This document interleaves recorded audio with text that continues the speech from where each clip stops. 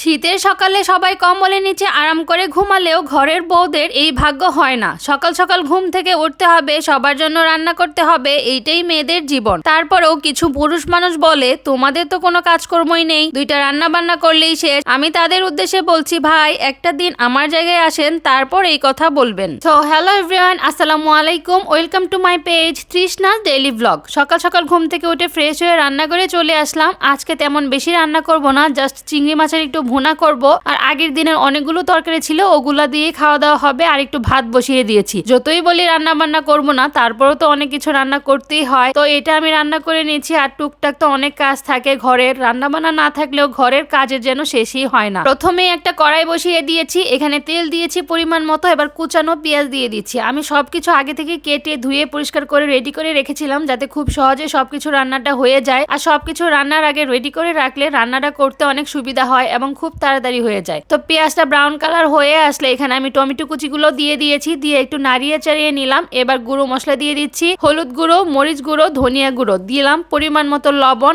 And কিছু ফালি করা কাঁচামরিচ। সবকিছু দিয়ে পরিমাণ মতো একটু পানি দিয়ে ভালো করে কষিয়ে নিব। খুব ভালো করে কষাতে হবে, কারণ চিংড়ি মাছ তো খুব তাড়াতাড়ি সেদ্ধ হয়ে যায়। এজন্য মশলাটা কষিয়ে নিলে ভালো করে রান্নাটা খেতে অনেক বেশি মজা হয়। চিংড়ি মাছ আমাদের বাসায় তো সবাই অনেক বেশি পছন্দ করে, বিশেষ করে আমার জামাই তো অনেক বেশি পছন্দ করে। ওর জন্যই মেইনলি এই রান্নাটা করা। আমি মাঝে মাঝে খাই, মাঝে মাঝে খাই না, কারণ আমার একটু অ্যালার্জির সমস্যা আছে এই জন্য। তো এইভাবে ভুনাটা করলে অনেক বেশি মজা হয়। অনেকে অনেক মশলা দিয়ে করে থাকে, কিন্তু ওইগুলোও মজা হয়। তো মাঝে মাঝে আমার কাছে এই সাধারণ রান্নাটাই অনেক বেশি ভালো লাগে। তো এভাবে করে ভালো করে মাছগুলো দিয়ে আমি ভালো করে কষিয়ে নিয়েছি। নিয়ে এবার পানি দিয়েছি পরিমাণ মতো। আজকে যেহেতু ভুনা ভুনা করব, বেশি একটা ঝোল রাখবো না, এই জন্যই অল্প করে পানি দিয়ে দিয়েছি। দিয়ে ঢাকনা দিয়ে ঢেকে 10 মিনিটের মতো রান্না করেছি। ঝোলটা যখন শুকিয়ে আসবে, ভোনা ভোনা টাইপ হয়ে যাবে, তখন এই রান্নাটা হয়ে যাবে। চিংড়ি মাছ রান্না অনেক বেশি সহজ। আমার মনে হয় ছোটরাও এই রান্নাটা করে নিতে পারবে। যারা যারা নতুন রাঁধুনি আছে তারা খুব সহজে এই রান্নাটা করে নিতে পারবে। মশলা খুবই কম দিয়েছি, কিন্তু খেতে দারুণ মজা হয়েছে, খুবই মজার হয়। চিংড়ি মাছ যারা পছন্দ করে তাদের তো অনেক ভালো লাগবেই, আর যারা করে না তারাও চাইলে খেতে পারেন এইভাবে। তো আমার এই রান্নাটা হয়ে গিয়েছে।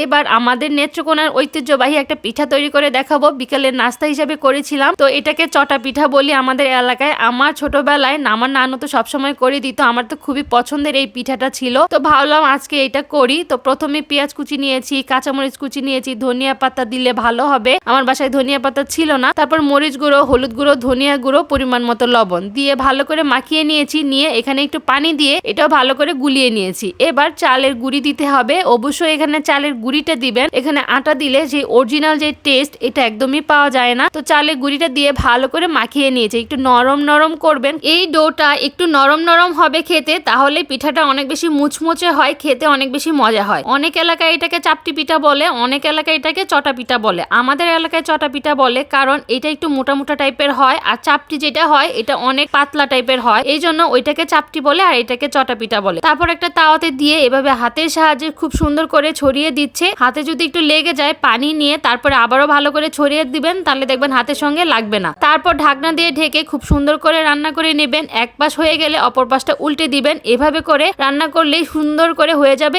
এই চটা পিঠা। খুবই মজা হয় খেতে, আমাদের তো খুবই মজা লাগে। আর গরম গরম মুচমুচে খেতে তো দারুণ মজা। আল্লাহ হাফেজ।